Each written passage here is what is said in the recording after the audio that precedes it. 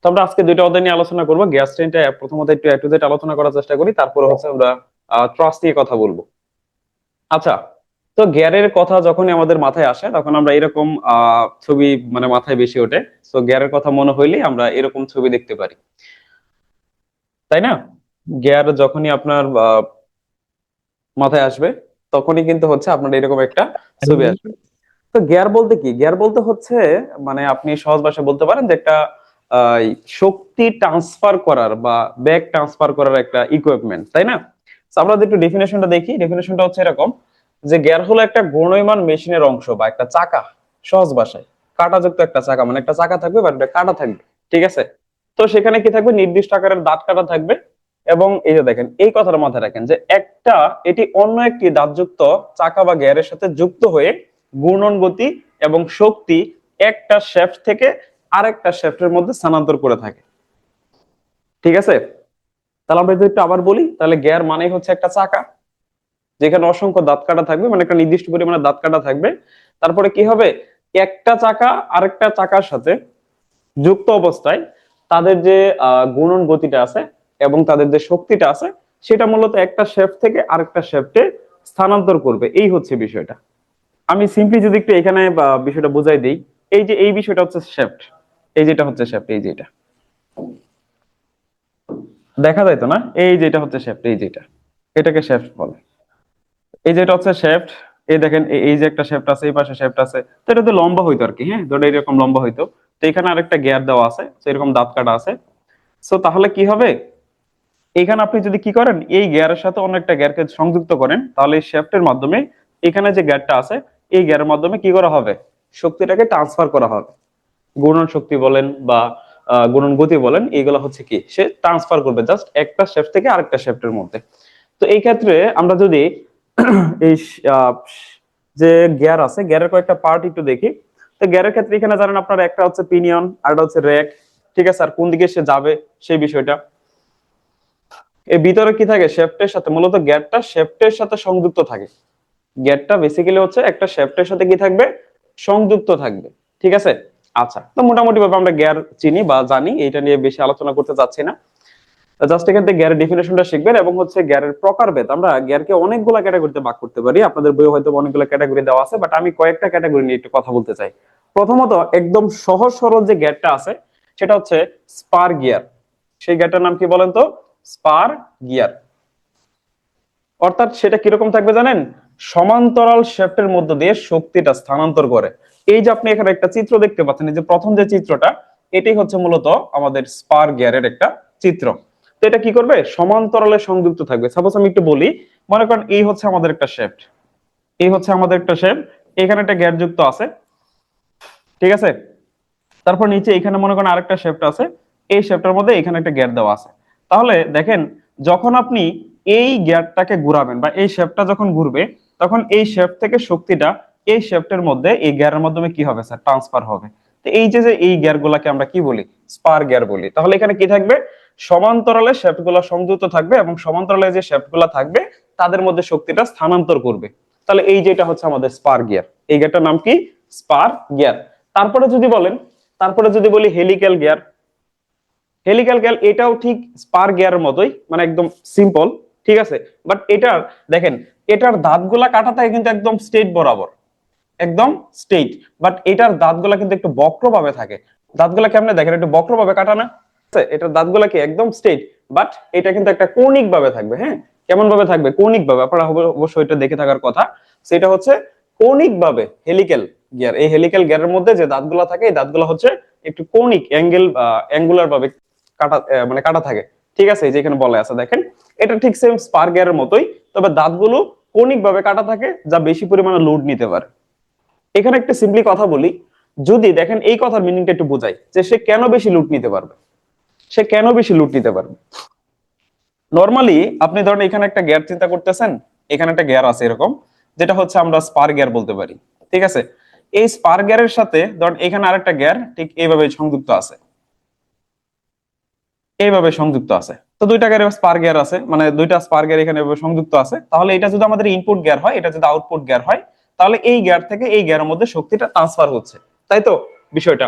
তো এখন এখানে যে গ্যাপটা আমরা দেখতে পাচ্ছি দেখেন, এটা কি হবে, এই কাঁটাটা এই যে এটার যে গ্যাপ গুলো আছে এই গ্যাপের মধ্যে কিন্তু সে একদম খাপ খাইবে, তাই না? সো এই গ্যাপটার এই যে যে গ্যারের কাঁটাটা আছে স্যার, এই গ্যারের কাঁটার সাথে এই গ্যারের কাঁটাটা মানে এখানে যদি বেশি পরিমাণ লোড দেন তাহলে এটা স্লিপ করতে পারে। মানে এই যে যে কাঁটাগুলো আছে এই কাঁটাগুলো স্লিপ করার একটা প্রবণতা কিন্তু এই জায়গায় থাকে, যে এটা স্লিপ করতে পারে, এরকম একটা বিষয় আছে। কিন্তু যখন আপনি এই কাঁটাগুলা গ্যারের কাঁটাগুলা যদি একটু অ্যাঙ্গুলার ভাবে কেটে মানে অ্যাঙ্গুলার ভাবে কাটেন বা অ্যাঙ্গুলার ভাবে কাটা থাকে, তখন কিন্তু আসলে স্লিপ করার বা স্কিড করার কোনো মানে প্রবাবিলিটি খুবই কম থাকে। সেই জন্যই বলছে যে আসলে ওই যে হেলিক্যাল গিয়ারের ক্ষেত্রে সেটা বেশি পরিমাণে লোড বহন করতে পারে। আচ্ছা, তারপরে দেখি আরেকটা হচ্ছে আমাদের বেবেল গিয়ার। তো এই বেবেল গিয়ারটা এই যে স্যার এইখানে দেখেন, এই গিয়ারটা হচ্ছে বেবেল গিয়ার। এখানে দেখেন একটা গিয়ার হচ্ছে আমাদের ভূমির সমান্তরালে, একটা গিয়ার কি স্যার ভূমির সমান্তরালে, আরেকটা হচ্ছে উলম্ব বরাবর। মানে যখন দুইটা গিয়ার এরকম ভাবে একটা আনুভূমিক একটা হচ্ছে লম্ব বরাবর থাকবে, তখন সেই গিয়ারটাকে আমরা কি বলি স্যার, এই বেবেল গিয়ার বলতে পারি। আপনারা দেখে থাকবেন এই যে আখ ভাঙানো যে মেশিনটা আছে না, ওইখানে বড় একটা চাকা কিন্তু ঘুরে, উপরে একটা বড় একটা চাকা মানে যেটা একটা ভূমির সমান্তরালে থাকে, ওটার উপরে কি থাকে, লম্ব বরাবর একটা গিয়ার থাকে। মানে এরকম দেখবেন যে বড় একটা চাকা আছে, বড় একটা কি আছে, চাকা আছে এরকম। তো এই চাকার মধ্যে এখানে একটা গিয়ার যুক্ত করা থাকে। তো এইটা যখন ঘুরে তখন এই বড় চাকাটাও ঘুরায়, অর্থাৎ এটা থাকে লম্ব বরাবর আর এটা থাকে আনুভূমিক বরাবর। তো এই যে যে বিষয়টা, এটাকে আমরা কি বলতে পারি, বেবেল গিয়ার বলতে পারি। আর এটা হচ্ছে ওয়ার্ম এবং হচ্ছে ওয়ার্ম গিয়ার। তো ওয়ার্ম এবং ওয়ার্ম গিয়ার হচ্ছে যখন আপনার রিডিউসিং শক্তি কমানোর প্রয়োজন পড়বে, শক্তি কমানোর প্রয়োজন পড়বে, তখন হচ্ছে আমরা এই গিয়ারটা ইউজ করি, ওয়ার্ম এবং ওয়ার্ম গিয়ার। ঠিক আছে, দেখেন যখন অনেক বেশি পরিমাণে গতি আমাদের কি করা লাগবে স্যার, কমানোর প্রয়োজন হয়, তখন মূলত এই গিয়ারটা ব্যবহার হয়ে থাকে। এই যে যে স্যার গিয়ারটা আপনি দেখতে পাচ্ছেন, এই যে যে গিয়ারটা দেখতে পাচ্ছেন, এই গিয়ারটাকে বলা হয় ওয়ার্ম গিয়ার। ঠিক আছে, মানে এখানে থাকে হচ্ছে নিচে একটা গিয়ার থাকে, আরেকটা হচ্ছে শেফটের মধ্যে একটা দাগ কাটা থাকে। ঠিক আছে, শেফটের মধ্যে কাটা থাকে। সো এখানে কি হয়, এই যে যে চাকাটা আছে এটা আপনার ধরে একটা নির্দিষ্ট স্পিডে ঘুরলো, তখন আপনার কি করা লাগছে, শক্তিটা বেশি প্রয়োজন, বাট হচ্ছে রোটেশনটা কমানো দরকার। সেই ক্ষেত্রে আমরা এই যে ওয়ার্ম গিয়ারটা ইউজ করি। তো এটা মাথায় রাখতে পারেন, ওয়ার্ম মানে কি, কৃমি। তো কৃমি আপনার কি করে, শরীরে সব খেয়ে আপনাকে দুর্বল করে দেয়। ঠিক সেম ভাবে এই গিয়ারটা হচ্ছে আপনাকে শক্তি কমাই দিবে, রিডিউস করে দিবে, এই বিষয়টাই। তারপর হচ্ছে ব্যাক। ঠিক আছে, ব্যাক এন্ড পিনিয়ন। দেখেন যখন আমরা গুণন গতিকে রৈখিক গতিতে কনভার্ট করতে চাই, তখন আমাদের যে গিয়ারটা প্রয়োজন হয় সেটা হচ্ছে আমাদের এই র্যাক এন্ড পিনিয়ন গিয়ার। আপনি দেখতে পাচ্ছেন এখানে কোথায়, এই যে যে sir rack and pinion, sorry rack and pinion, rack and pinion, এই র্যাক এন্ড পিনিয়ন গিয়ার যেটা আছে। ঠিক আছে, অর্থাৎ এটা এখানে কিন্তু এটাকে আপনি চাইলে এই যে দেখেন এই গিয়ারটা আছে কিভাবে, উলম্ব বরাবর, আর এই গিয়ারটা আছে কি স্যার, আনুভূমিক বরাবর। তার মানে আপনি গুণন গতিটাকে একটা রৈখিক গতিতে কনভার্ট করতে চাচ্ছেন, তখন আপনি এই র্যাক এন্ড পিনিয়ন গিয়ারটা ইউজ করবেন। কারণ এই যে এটা হচ্ছে পিনিয়ন আর এই যে এটাকে র্যাক বলা হয়, এই জন্য এই দুটাকে একত্রে বলা হয় র্যাক এন্ড পিনিয়ন গিয়ার। ওকে, এরপরে গিয়ারের দেখেন গিয়ার 10 এর সংজ্ঞা, গিয়ার ট্রেনের সংজ্ঞা বা ডেফিনেশনটা কি। যখন আমরা দুই বা ততোধিক গিয়ার একত্রে যুক্ত হয়ে একটা শেফট থেকে অন্য একটা শেফটে গতি স্থানান্তর করে, তখন সেই গিয়ারগুলোর যে সমাহার বা সমষ্টি, তাদেরকে আসলে টেন বলা হয়, মানে টেন গিয়ার বলা হয়। আপনারা দেখে থাকবেন টেনের ক্ষেত্রে একটা বগির সাথে আরেকটা বগি কি থাকে, সংযুক্ত থাকে না। মানে কি, আপনি একটা ট্রেনের দিকে যদি তাকান, এটা মনে করেন ট্রেনের হচ্ছে ইঞ্জিন, বা ট্রেনের তো ইঞ্জিন বলতে কি, ট্রেনের প্রত্যেকটা চাকার মধ্যে একটা মোটর লাগানো থাকে, ইলেকট্রিক্যাল মোটর। তো মনে করেন এটা হচ্ছে ট্রেনের একদম সামনের ভাগ। তো এর সাথে কি হয়, এরকম অসংখ্য বগি কিন্তু কানেক্ট করা থাকে।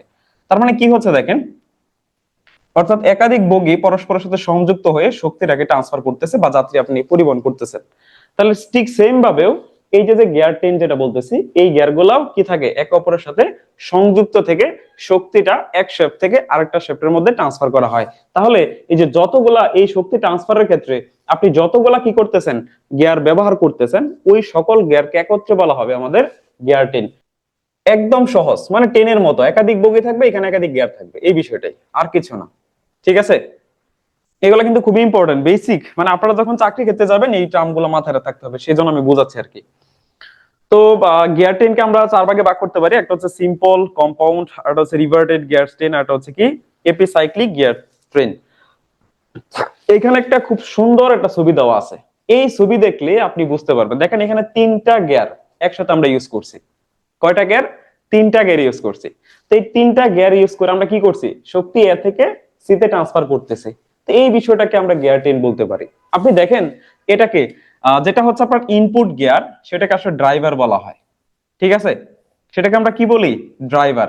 আর এই ইনপুটের সাহায্যে যেটা যেটা থেকে আপনি আউটপুট পাবেন সেটাকে বলা হয় ড্রাইভেন, সেটাকে আপনারা কি বলতেছেন, ড্রাইভেন বলতেছেন, ঠিক আছে।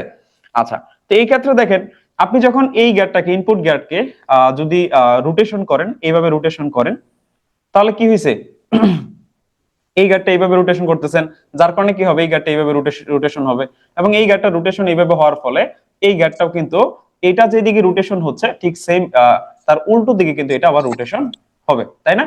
তাহলে আপনার কি দরকার হচ্ছে, এই যে এখানে যে গিয়ারের মাধ্যমে দুইটা গিয়ারকে সংযুক্ত করতেছেন সেই গিয়ারটাকে আমরা কি বলতে পারি, ইটলার বলতে পারি, ঠিক আছে। এই হচ্ছে বিষয়, অর্থাৎ একাধিক গিয়ারের মাধ্যমে আপনি শক্তিটা একটা গিয়ার থেকে আরেকটা গিয়ারের মধ্যে ট্রান্সফার করবেন, এই বিষয়টাই, ঠিক আছে।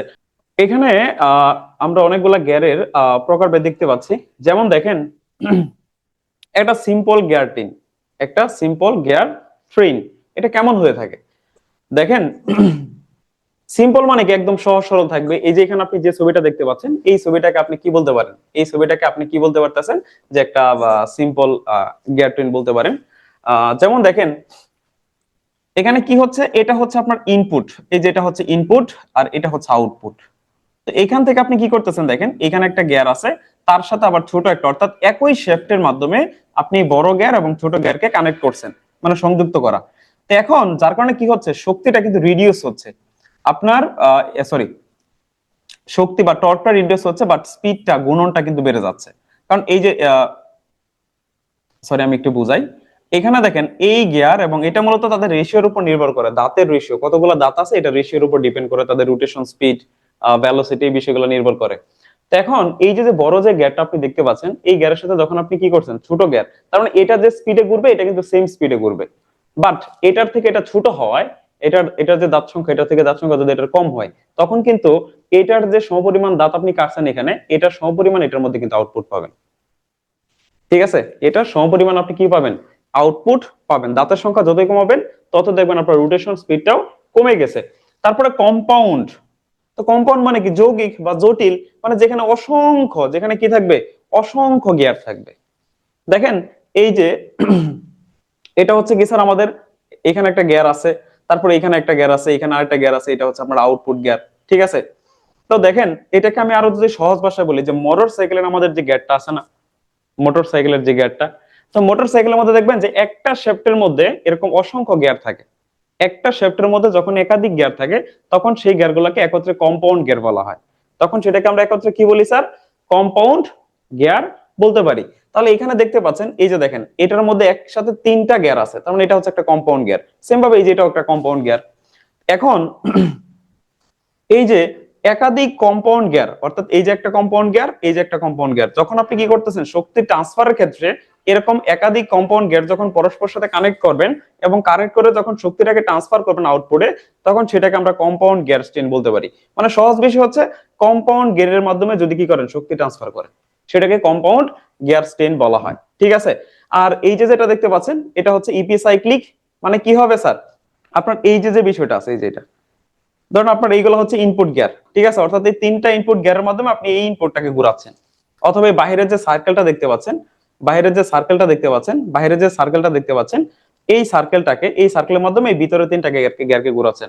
তখন এই ধরনের গিয়ারের যে কানেকশন আছে সেই কানেকশনটাকে আমরা কি বলি, ইপি সাইক্লিক। মানে কি, সাইক্লিক মানে কি, এটা গুণনশীল হবে, ঠিক আছে, মানে রোটেট করবে নিজেরাই, সেজন্য এটাকে ইপি সাইক্লিক গিয়ার স্ট্রেন বলা হয়। আচ্ছা, আরেকটা হচ্ছে কি, reverted gear strain, reverted gear strain.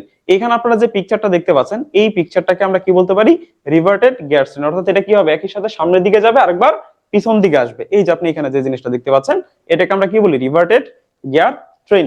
ওকে, তারপর হচ্ছে সিম্পল, কম্পাউন্ড ও এপিসাইক্লিক গিয়ার ট্রেন এবং তাদের বেগের অনুপাত, তাদের রেশিওটা। সো এইটা হচ্ছে ইম্পর্টেন্ট, এখান থেকে আমাদের ম্যাথ করার জন্য কিন্তু লাগবে। দেখেন ভেলোসিটির যে রেশিওটা আছে, এখানে দুইটা টার্ম একটু বোঝেন।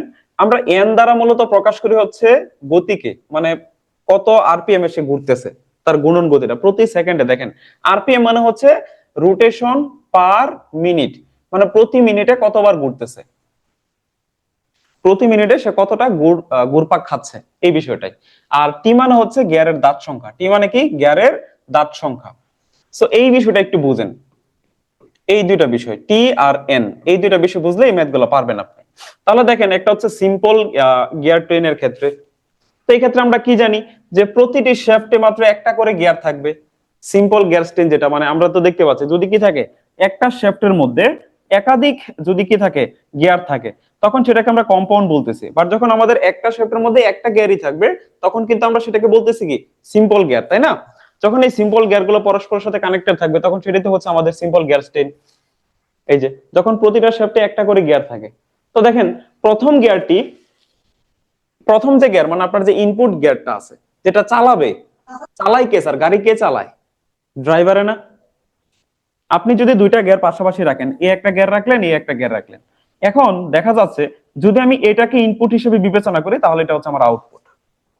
তাহলে আমি যদি এই গিয়ারটাকে ঘুরাই, এই গিয়ারটার মধ্যে যদি আমি ইনপুট অর্থাৎ পাওয়ার ইনপুট করি, শক্তি ইনপুট করি, এটাকে যদি রোটেট করি, তাহলে এটার প্রভাবে এটা রোটেটিং হবে, মানে এটাও ঘুরবে।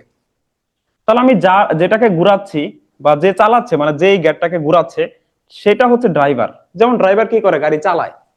তাহলে এটা হচ্ছে চালক। আর এই সে যাকে চালাচ্ছে সেটা হচ্ছে আপনার ড্রাইভেন। যাকে চালাচ্ছে সেটা হচ্ছে কি ড্রাইভেন, ঠিক আছে? তাহলে দেখেন প্রথম গিয়ারটি হবে আপনার ড্রাইভার, এবং শেষের যে গিয়ারটি আছে সেটাকে আপনার কি বলবো? ড্রাইভেন বলবো, ড্রাইভেন হিসেবে কাজ করে। আর মাঝখানের যে গিয়ার গুলো আছে সেগুলোকে আইডল গিয়ার বা আইডল গিয়ার, হিটার গিয়ারও বলা হয়, ঠিক আছে? আপনি যেভাবে উচ্চারণ করেন, যেমন এটাকে আমরা একেবারে বানানটা দেখছিলাম এরকম আইডিয়ালি, তো এরকম ভাবে বললে আইডল, ঠিক আছে? আইডল গিয়ার বলা যায়। অথবা আপনি যদি এইভাবে উচ্চারণ করেন ইটলার, ঠিক আছে, কোনো সমস্যা নাই। ওকে, যা শুধুমাত্র গুণনের দিকটা পরিবর্তন করে বা দূরত্ব কভার করার জন্য আমরা মাঝখানে ওই গিয়ার গুলাকে ইউজ করে থাকি। এই যে এখানে আপনারা দেখতে পাচ্ছিলেন, এই যে এই গিয়ার গুলাকে, এটাকে আইডল গিয়ারও বলা যায় বা ইটলার গিয়ারও আমরা এটাকে বলতে পারি। ওকে, মূলত এটা হচ্ছে আপনার কি করে? দূরত্ব কভার করে। মনে করেন এখানে একটা শেফট আছে, এখানে একটা শেফট আছে, দুটোর মাঝখানে একটা কি আছে? ডিসটেন্স আছে। ওই ডিসটেন্সটা কভার করার জন্য আমরা এই গিয়ারটা ব্যবহার করে থাকি। এরপরে হচ্ছে ভেলোসিটি রেশিও, অর্থাৎ বেগের অনুপাত। আমি আগেই বলছি বেগের অনুপাতটা নির্ভর করে তাদের দাঁতের উপরে। বেগের অনুপাতটা কিসের উপর নির্ভর করে? তাদের দাঁতের উপরে, মানে কতগুলো দাঁত আছে, এই বিষয়টাই। তাহলে দেখেন, তাহলে এখানে হচ্ছে কি ড্রাইভার, আপনি জাস্ট এটা মাথায় রাখেন, ড্রাইভেনটা থাকবে উপরে, অর্থাৎ আউটপুট বা ইনপুট, সহজ বিষয়। ড্রাইভেনটা ড্রাইভেনটা হচ্ছে আপনার আউটপুট, আর ড্রাইভার কালক সেটা হচ্ছে ইনপুট। কারণ আপনি ইনপুটটা দিবেন হচ্ছে ড্রাইভারকে, পরে ড্রাইভার সেই ইনপুটটা খেয়ে সে আউটপুটকে ঘুরাবে, তাই তো?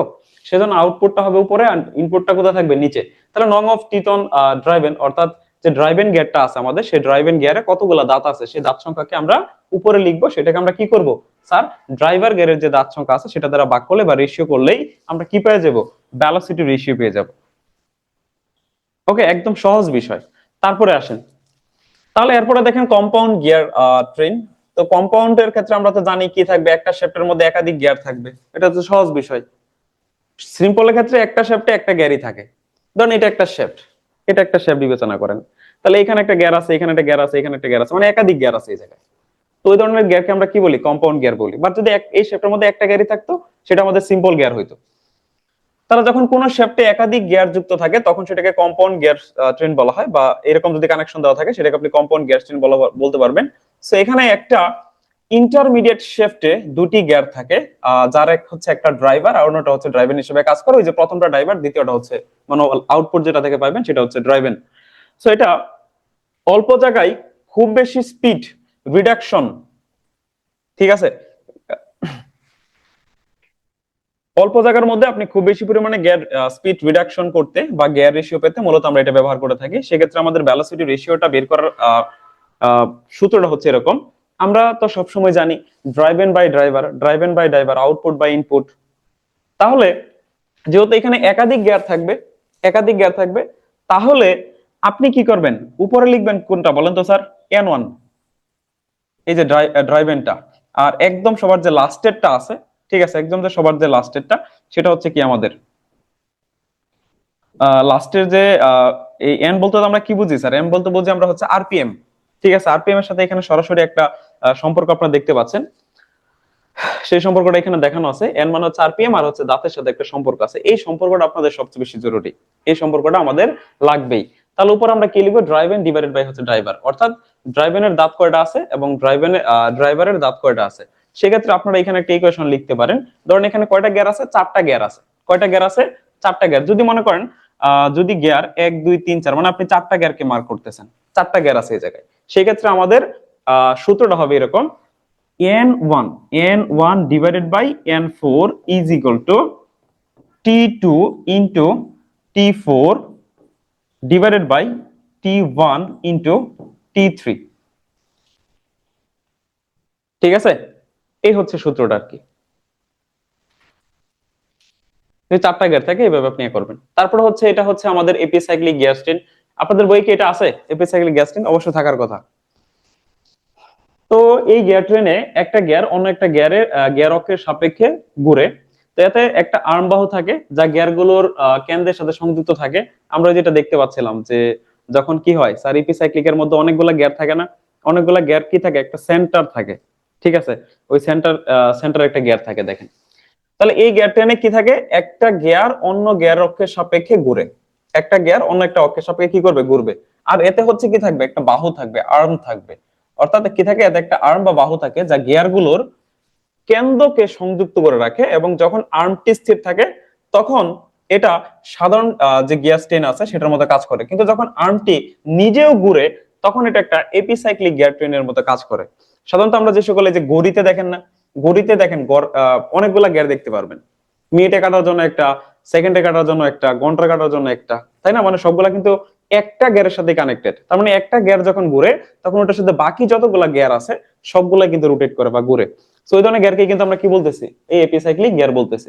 ঠিক আছে, তো এটাকে আমরা বের করার জন্য হচ্ছে এখানে একটা সূত্র দেখতে পাচ্ছেন আপনারা, nb মাইনাস হচ্ছে n arm divided by na minus n arm is equal to হচ্ছে is equal to minus ta divided by tb। ঠিক আছে, এইভাবে আপনি বের করতে পারেন। আচ্ছা, এখানে একটা সহজ সরল একটা ম্যাথ লিখে রাখছি, খুবই সহজ সরল একটা সিম্পল একটা ম্যাথ। মনে করেন একটা সিম্পল গিয়ার ট্রেনে দুটি গিয়ার আছে। কয়টা গিয়ার আছে, দুইটা গিয়ার আছে। তো যে ড্রাইভার গিয়ারটা আছে সে ড্রাইভার গিয়ারের দাঁত সংখ্যা মানে টি1 এর মান হচ্ছে 40। ড্রাইভার গিয়ারের দাঁত সংখ্যা কত স্যার, 40।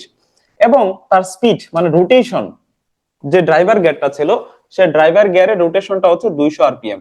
যদি ড্রাইভেন গিয়ারে মানে যে ড্রাইভেন যে গিয়ারটা ছিল সেটার দাঁত সংখ্যা যদি 80 হয়ে থাকে, তবে ড্রাইভেন গিয়ারের স্পিড কত মানে n2 রোটেশনটা কত হবে, অর্থাৎ সেটা আমাদের এখানে বের করতে বলছে। তাহলে আমরা নরমালি কিন্তু জানি স্যার, আমরা নরমালি কিন্তু জানি যে n1 divided by n2 is equal to t2 divided by t1। আমি একটু সম্পর্কটা আপনাদেরকে বলে দিই, এখানে সম্পর্কটা কেমনে আসে। এই এন এবং এই যে আমাদের দাঁত সংখ্যা, এই দুইটা হচ্ছে কিন্তু পরস্পরের ব্যস্তানুপাতিক। পরস্পরের কি স্যার, ব্যস্তানুপাতিক। আপনাকে সিম্পল একটা কথা বলি, এই জিনিসটা তাহলে আপনি বুঝবেন। দাঁত সংখ্যা যত বেশি হবে তার রোটেশন তত কম হবে, মানে তত কম ঘুরবে। সাপোজ মনে করেন এরকম একটা বড় গিয়ার আছে আপনার এখানে, যে বড় গিয়ারের মধ্যে এরকম মনে করেন যে 100টা দাঁত আছে। এখন দেখেন যখন এখানে একটা ছোট গিয়ার আমি কানেক্ট করলাম, তো ধরেন এটার মধ্যে হচ্ছে আপনার 20টা বা 30টা দাঁত আছে, এটার মধ্যে 30টা দাঁত, অর্থাৎ টি ইজ ইকুয়াল টু 30টা, আর এটার মধ্যে ধরেন 100টা দাঁত আছে। এখন এটার মধ্যে কিন্তু দাঁত সংখ্যাটা কম, ঠিক না? এখন আপনি যদি এই গিয়ারটা দ্বারা অথবা যদি এটাকে ধরেন, এটাকে যত বেশি স্পিডে ঘুরান না কেন, এটা যদি অল্প স্পিডে ঘুরে, এটা যদি কি করে অল্প স্পিডে ঘুরে, এটা কিন্তু বেশি স্পিডে ঘুরবে, ঘুরবে না বলেন? এটা যদি আপনি অল্প স্পিডে ঘুরান, এটা কি করবে স্যার, বেশি স্পিডে কিন্তু ঘুরবে। আপনারা যে টর্কের যে বিষয়গুলো দেখেন, টর্ক রিডিউস করা মোটরসাইকেলের ক্ষেত্রে যে গিয়ারগুলো থাকে, মোটরসাইকেলের ক্ষেত্রে যে গিয়ারগুলো থাকে 1 নাম্বার 2 নাম্বার 3 নাম্বার 4 নাম্বার এরকম গিয়ার থাকে না? তো আমি এটা একটু বুঝাই দিই তাহলে আরো ভালো করে বুঝবেন। দেখেন, এটা মনে করেন মোটরসাইকেলের একটা শেফট যেটা সরাসরি পিস্টন থেকে যে এটা আসে সেটার সাথে কানেক্টেড। তো মনে করেন এখানে একটা চাকা বা একটা গিয়ার, এটা সরাসরি পিস্টনের সাথে কানেক্টেড। ওকে, এখন এটা হচ্ছে একদম পিস্টন থেকে আসছে আর কি, হ্যাঁ, অর্থাৎ এটা মেইন ইঞ্জিনের সাথে কানেক্টেড। এটা হচ্ছে মেইন ইঞ্জিনের সাথে কানেক্টেড বা এটাকে ইনপুট গিয়ার বলতে পারেন। আপনি শক্তিটা কোথায় দিচ্ছেন, এই ইনপুটের মধ্যে। আর আপনার এখানে একটা গিয়ার আছে, ধরেন একটা কম্পাউন্ড গিয়ার আছে, এটা মনে করেন আপনার আউটপুট। এটা হচ্ছে কি আউটপুট, এখানে অসংখ্য গিয়ার আছে। প্রথম গিয়ারটা অনেক বড়, আমি আরো বড় করে অঙ্কন করে দেখাই তাহলে আরো ভালো করে বুঝবেন। এখানে মনে করেন অসংখ্য গিয়ার, প্রথম গিয়ারটা কিন্তু অনেক বড় থাকে, হ্যাঁ, প্রথম গিয়ারটা হচ্ছে বড়, তারপরে হচ্ছে দ্বিতীয় গিয়ার, এটা একটু এটা থেকে তুলনামূলক ছোট থাকে, তারপরে যেটা আছে এটা একটু আরো ছোট থাকে, তারপরটা কিন্তু আরো ছোট থাকে। এখন আমরা যখন 1 নাম্বার গিয়ারে দিই মোটরসাইকেলে, তখন দেখবেন বা যে কোনো গাড়ির ক্ষেত্রেই তখন আমাদের শক্তি বেশি প্রয়োজন হয়। বাট 1 নাম্বার গিয়ারে কিন্তু খুব দ্রুত গাড়ি চলে না, ধীরে ধীরে চলে, মানে কি রোটেশনটা কম হয়, গুণনটা কি কম না? তাহলে দেখেন, যখন আপনি কি করতেছেন, বড় গিয়ার লাগাইছেন, মানে গিয়ারটা বড়, দাঁত সংখ্যা বেশি, তখন সে কি আস্তে ঘুরতেছে না? পরবর্তীতে যখন আপনি 2 নাম্বারে যাচ্ছেন, তখন কিন্তু স্পিডটা, এই একটা যত স্পিড ছিল, 2 নাম্বার স্পিডটা কি হবে, তার থেকে আরেকটু বেশি হবে। কেন স্যার? কারণ এখানে দেখেন, এটার মধ্যে যতগুলা দাঁত ছিল, এটার মধ্যে এর সাথে দাঁত সংখ্যা কিন্তু আরেকটু কম। ঠিক আছে? অর্থাৎ তখন তো আপনি যদি এটাকে এটার সাথে কানেক্ট করে দেন, এই যে এটা কিন্তু আপনার ডানে বামে যায় আর কি। ঠিক আছে? এটা যখন 1 নাম্বার গেট দেন তখন এটার সাথে কানেক্টেড হয়, যখন 2 নাম্বার দিবেন তখন এটার সাথে কানেক্টেড হবে, যখন 3 নাম্বার দিবেন তখন এটার সাথে কানেক্টেড হবে, যখন 4 নাম্বার দিবেন তখন হচ্ছে এটার সাথে সে কানেক্টেড হবে। এই বিষয়টাই। তাহলে দেখেন, এটার মধ্যে দাঁত সংখ্যা যেহেতু কম, তার মানে তখন কি একটু রোটেশনটা একটু বাড়ে, 2 নাম্বার গিয়ারে একটু স্পিডটা কিন্তু বাড়ানো যায়। 3 নাম্বার দিলে কি হবে? আরো বাড়বে, কারণ 3 নাম্বার গিয়ারটা একটু ছোট। ছোট বলতে কি, এটার মধ্যে দাঁত যতগুলা ছিল, এটার মধ্যে দাঁত কিন্তু তার চাইতে কি থাকে, কম থাকে। ঠিক আছে? এরপর আপনার যদি আরো ছোট নেন, মানে এই যে 4 নাম্বার যে গিয়ারটা, যখন আপনি কি করবেন, এটাকে 4 নাম্বারের সাথে কানেক্টেড করবেন, তখন দেখেন মোটরসাইকেল কিন্তু আরো বেশি স্পিডে চলবে, মানে কি তখন রোটেশনটা বাড়তেছে। তাহলে রোটেশনটা কার উপর ডিপেন্ড করে? রোটেশনটা ডিপেন্ড করে দাঁতের উপরে। যার দাঁত যত, মানে এই এই যে এটা দেখেন, এটা দাঁত কিন্তু কম, 4 নাম্বার গেলে দাঁত কি স্যার, কম না? দাঁত কম বিদায় সে কিন্তু দ্রুত ঘুরতেছে, ঠিক না? কারণ এখানে যদি তার দাঁত 100টা থাকে, মনে করেন এই যে একটা বড় একটা গিয়ার, এই যে একটা বড় গিয়ার আমাদের স্যার, এই যে একটা বড় গিয়ার, এখন এই বড় গিয়ারের দাঁত কয়টা আছে বলেন তো? ধরুন আমি মনে করলাম যে এই বড় গিয়ারের দাঁত আছে 100টা, আর এখানে একটা ছোট গিয়ার রাখছেন, যে গিয়ারের দাঁত হচ্ছে আপনার ধরেন 25টা। তার মানে সে যদি একবার ঘুরে, কয়বার ঘুরে স্যার, একবার ঘুরে, তার মানে এই 100টা দাঁত কিন্তু ঘোরা লাগতেছে। কতগুলা দাঁত ঘোরা লাগতেছে? 100। আর সে যদি ঘুরে, একবার ঘুরে, একবার যদি রোটেশন করে, তার মানে 25টা দাঁত অতিক্রম করা লাগতেছে। কথা বুঝতে পারছেন? তার কয়টা দাঁত অতিক্রম করা লাগতেছে? মাত্র 25টা। আর এর কয়টা অতিক্রম করা লাগে? 100টা।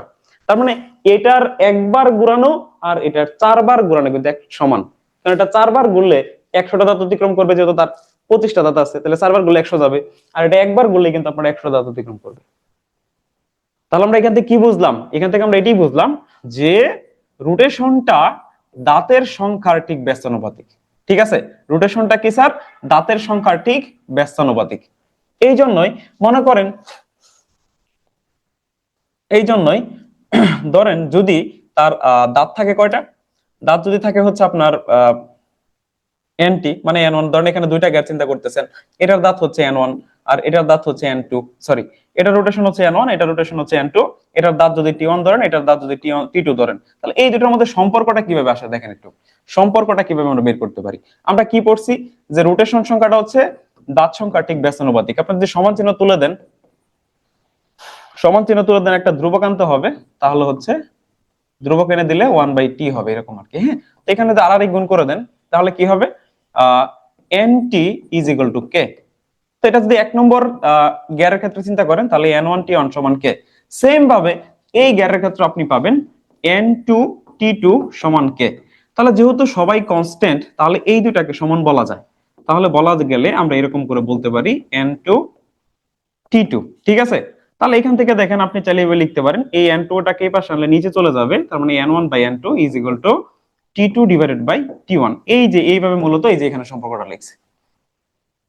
আর যখন আমাদের রোটেশনটা বাড়ানো প্রয়োজন হয়, মানে ধরুন আমাদের গুণনটা দ্রুত প্রয়োজন, তখন আমরা বড় গিয়ারের সাথে ছোট গিয়ারের সাথে কানেক্ট করে দিই। এই ক্ষেত্রে শক্তি কম পাওয়া যায়। ঠিক আছে? আপনি যখন একটা বড় গিয়ারের সাথে ছোট গিয়ারকে কানেক্ট করবেন, তখন এই ছোট গিয়ারটা দ্রুত ঘুরবে। মানে এটাকে যদি এটার একবার ঘোরানো আর এটা যদি 4বার ঘোরানো সমান হয়, এটা যদি মনে করেন প্রতি সেকেন্ডে 100 বার ঘুরে, তাহলে এটা প্রতি সেকেন্ডে ঘুরবে কতবার? 400 বার। তাহলে রোটেশন বাড়তেছে না? এই বিষয়টাই। অর্থাৎ সেই ক্ষেত্রে কি হবে, দ্রুত করবে, ঠিক আছে, বাট যে টর্কের মানটা বলতেছেন, টর্কটা কিন্তু কম থাকবে। আপনারা যে আখের রস খান না, আগে যে দেন এই বিভিন্ন বাস স্ট্যান্ডের কাছে তো দেখবেন যে আখ ভাঙায় ভাঙায় বা রস বিক্রি করতেছে, ওইখানে একটু খেয়াল করে দেখেন যে মোটর থেকে যে চাকাটা আসতেছে, ওই চাকার সাথে ছোট একটা চাকা, সরি, ছোট মোটর থেকে যে চাকাটা আসে এটা কিন্তু ছোট থাকে।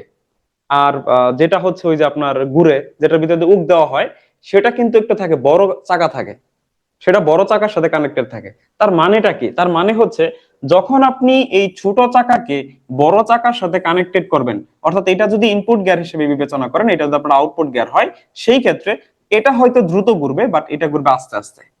এবং সেই ক্ষেত্রে কি হবে? সেই ক্ষেত্রে আপনার টর্কের মান বা এনার্জি, আউটপুটের শক্তি আপনি বেশি পাবেন। এই জন্য মোটরসাইকেলের 1 নম্বর গিয়ারের রেশিওটা এরকম থাকে।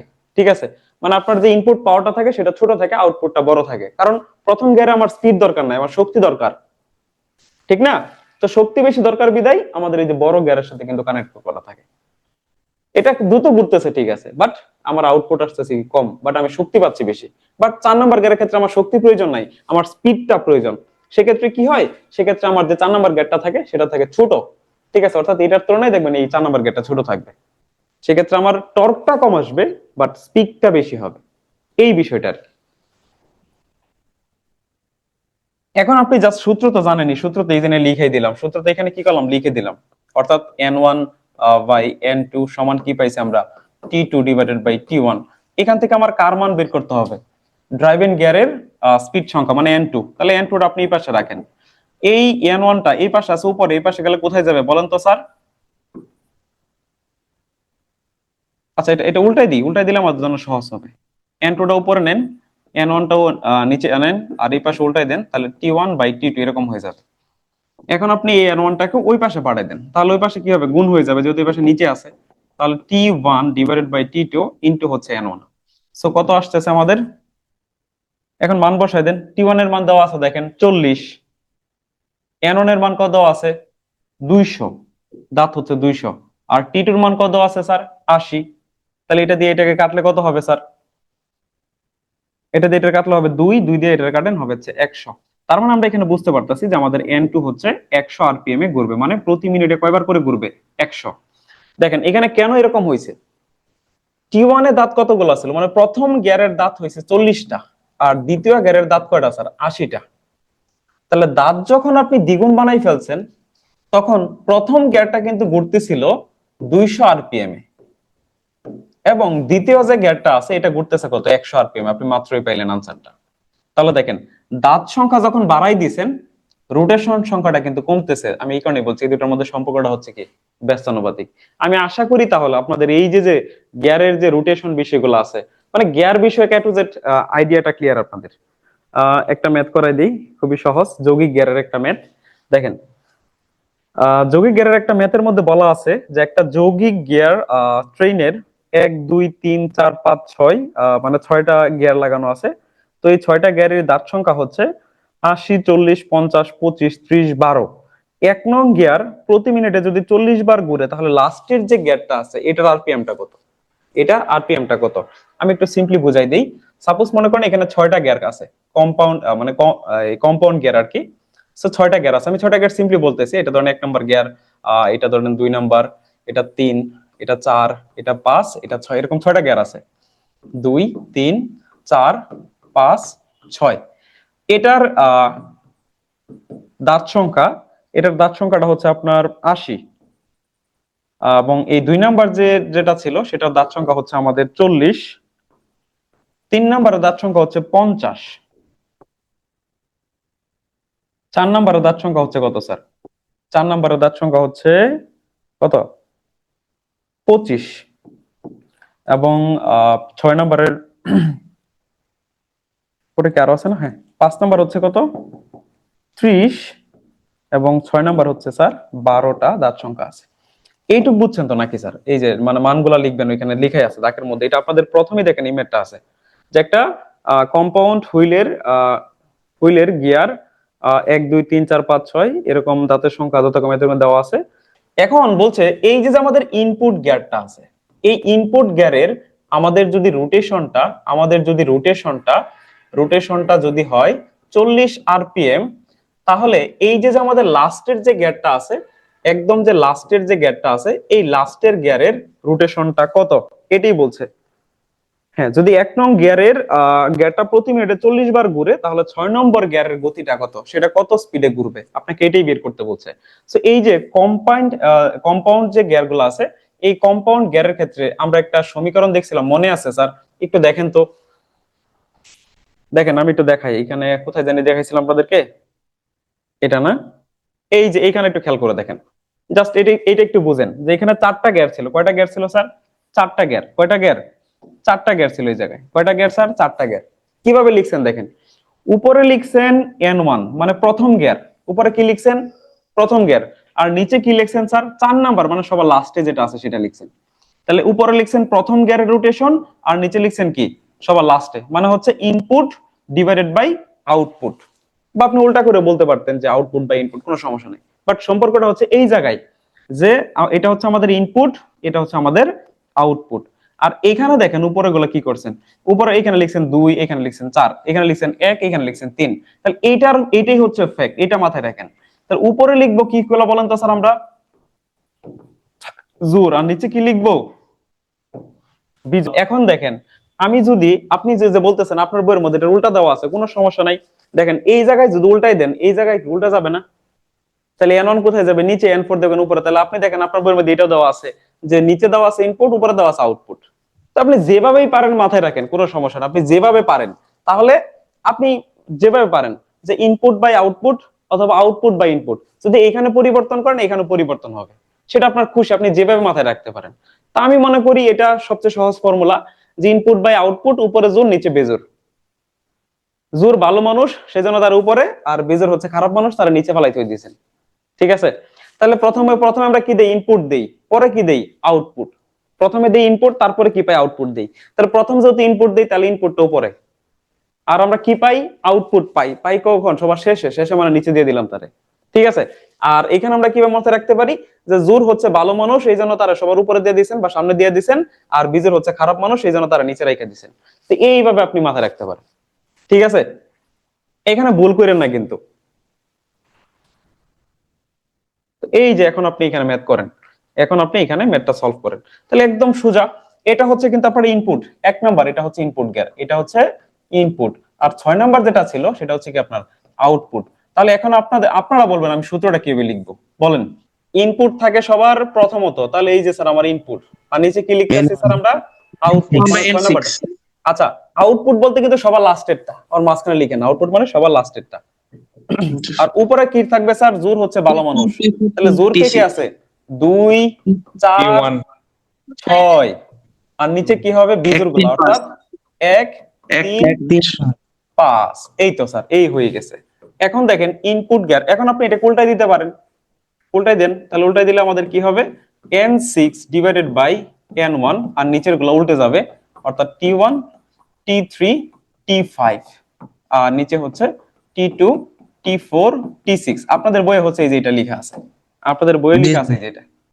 এখন আপনি দেখেন এই N1টা এই পাশে নিচে আছে, ওই পাশে নিলে উপরে চলে যাবে, গুণ হয়ে যাবে। তাহলে N6 বা লাস্টের যে রোটেশন, লাস্ট রোটেশন, সেটা হবে, জাস্ট গুণ করে দিবেন, T1, T3, T5, আর হচ্ছে নিচে হচ্ছে T2, T4, T6 ইনটু হচ্ছে N1। এখন আপনি মান বসান স্যার, এখন আপনি মান বসান।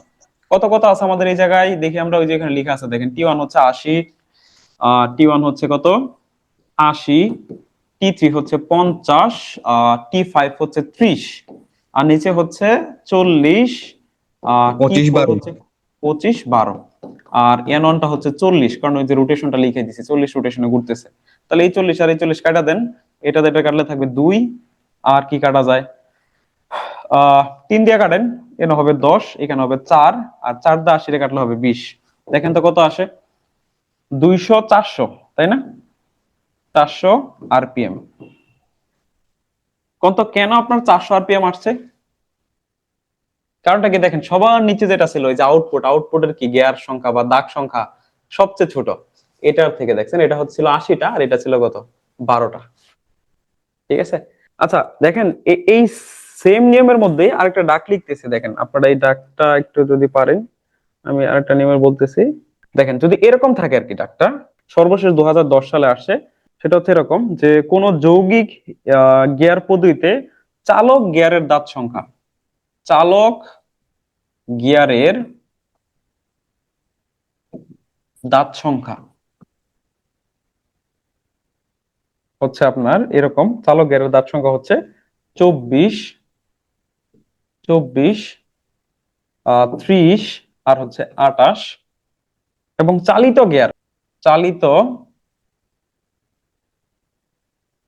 গিয়ার এর দাঁত সংখ্যা হচ্ছে, চালিত গিয়ারের দাঁত সংখ্যাটা হচ্ছে 56, 80, 75। 56, 80, 75। তাহলে বলছে আহ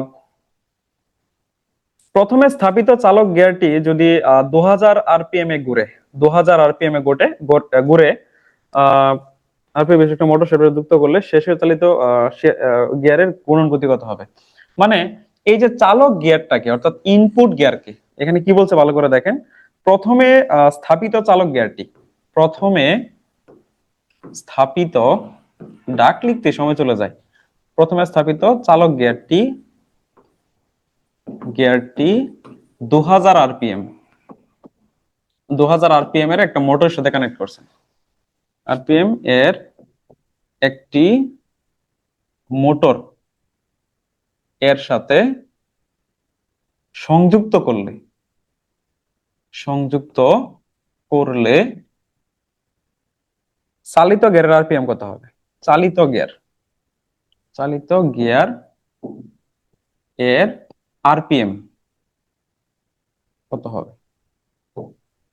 এই হচ্ছে আপনাদের কোশ্চেনটা। হ্যাঁ, এই হচ্ছে কোশ্চেন। এখন এখানে কিন্তু যে 1 2 3 4 এরকম সিরিয়াল নাই, এখানে কিন্তু 1 2 3 4 এরকম কোনো কি নাই, সিরিয়াল নাই।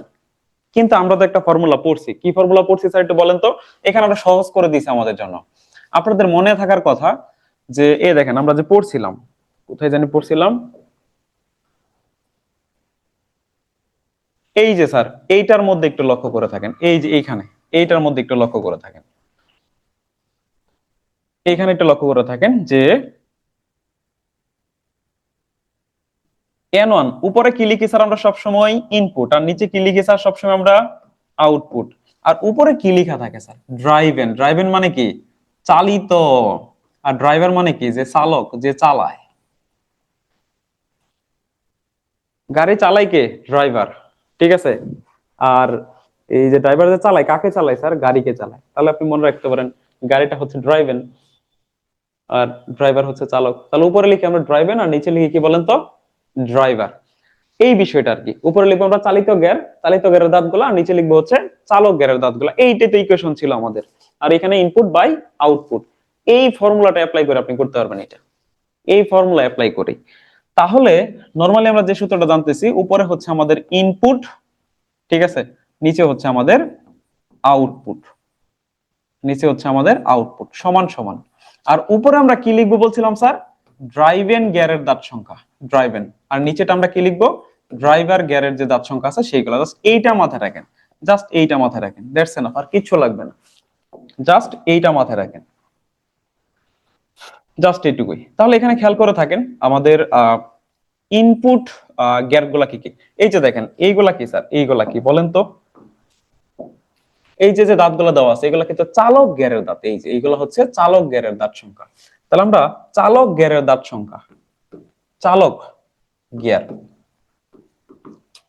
চালক গিয়ারের দাঁত সংখ্যা আপনি যে কোনো একটা নাম দিতে পারেন, বা কিছু না লিখে সরাসরি যারা চালক আছে, ড্রাইভার যারা, ড্রাইভার গুলো নিচে লিখে দেন 24, কারণ ড্রাইভার তো আমরা নিচে লিখি, 24, 30 আর হচ্ছে 28, এই যে নিচে লিখলাম। আর চালিত গিয়ার কোনটা স্যার, এই যে চালিত গিয়ার গুলো দেওয়া আছে দেখেন, চালিত গিয়ারের দাঁত সংখ্যা এই যে স্যার, চালিত গিয়ারের দাঁত সংখ্যা কত কত আছে স্যার, 56, 80, 75। আর এখানে হচ্ছে কি আমাদের ইনপুট, ইনপুটটা আমরা কত আরপিএম সাথে যুক্ত করতেছি, 2000 আরপিএম। তাহলে আমাদের এখানে এনটা হচ্ছে 2000। তাহলে আমাদের এন আউটপুটটা কত।